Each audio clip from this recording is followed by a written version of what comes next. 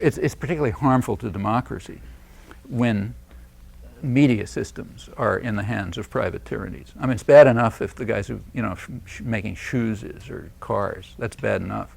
But when it's control over the doctrinal system and information, that's much worse. That's why I think the stuff that's going on in telecommunications now should really have a lot more attention than it does. I mean, here's this huge system, built at public expense. I mean, you guys paid for it, and as usual, being handed over to private power now that it's profitable.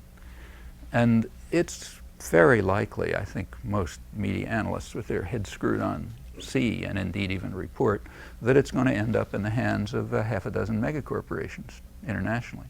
Well, that's worse than the oligopolies that run steel and computers, because here we're talking about a new mode of information and communication and so on, as always built at public expense.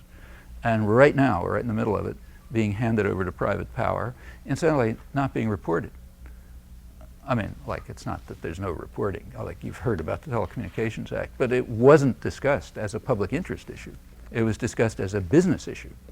And in fact, most of the reporting was in the business pages. This is the big legislative achievement of last Congress, Telecommunications Act of 1996. Reported in the business pages, and not as a public interest issue. Like, it's not supposed to be a question of public interest whether major systems of information and interchange are handed over as gifts to Rupert Murdoch. That's not supposed to be an issue of public interest. The only thing that was discussed was, like, do you give it to 6 corporations or 12, or do you do it this way or that way? Well, that's effective indoctrination when these things don't even occur to people. It takes real indoctrination. But yeah, I think you're right. This is worse than the handing over of decision-making power to private tyrannies, because in this case it's also handing over access to the things that they're going to use for control of the public mind. These systems could also be used to liberate people.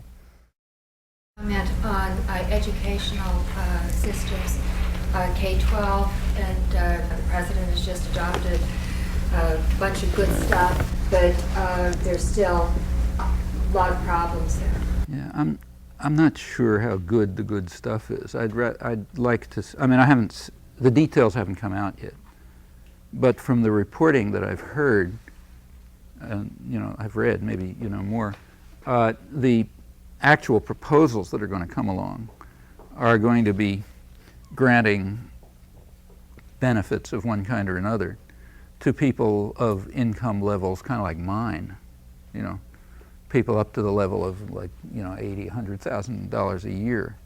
Well, I forget the last figures, but I think the median income in the United States is something like around 30-some.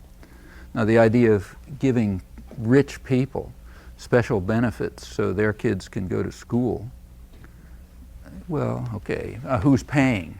Well, the poor people are paying. So I'm not so sure it's such great stuff when you look at it. Same with other things.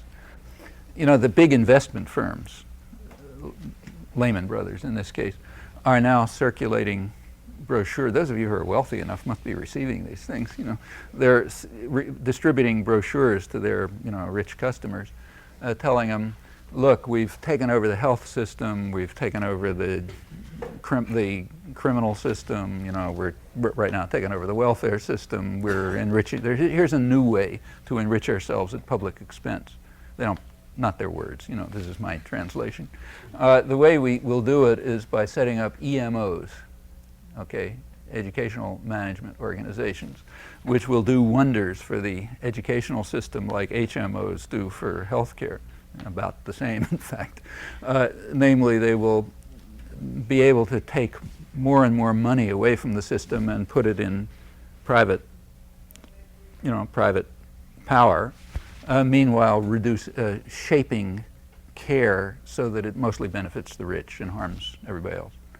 And now we can do it for the educational system, the last big government monopoly. I mean, it's not put this way. It's all put in terms of efficiency and what nice people we are, and we're going to make everything so better, much better for everyone, like, because we're just benefactors and so on. But go through it, and that's what it is. Yeah, I think those are probably the new plans that will be coming along. And I would be very cautious about the Clinton's proposals. Look at them really carefully. See to what extent they're lending themselves. After all, remember, he has made no secrets about what he is. I mean, he is and always has been a moderate Republican candidate of the business community. He's never pretended to be anything else, you know. Never pretended to be anything else. He's a business candidate.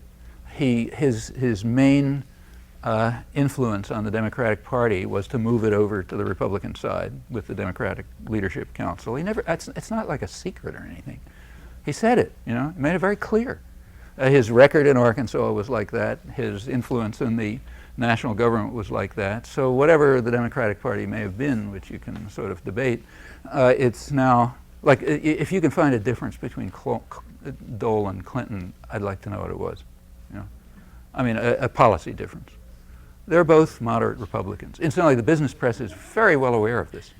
I mean, take a look at the Wall Street Journal editorials the first couple of years, you know, or reporting the first, you know, throughout the whole Clinton years. I mean, at first they were a little nervous because he had some of this populist rhetoric, but pretty soon, within a few months, you start getting, you know, editorials in the Wall Street Journal and articles, in fact, not just editorials, about how Clinton is the best president business has ever had. You know, they quote the Ford company executive as saying we're getting along with him much better than we did with Bush and Reagan, and on and on.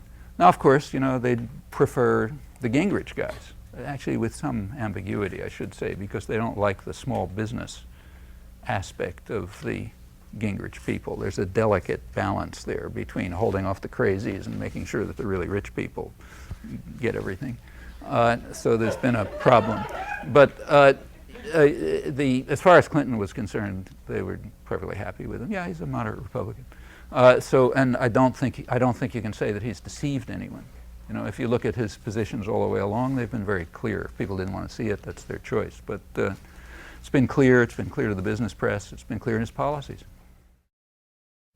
Exactly what kind of education program would be crafted out of that, I'd be very suspicious about it. And I think it's worth a very careful look. I mean, there's plenty of problems with the educational system, but the main problem is that way too few resources go into it.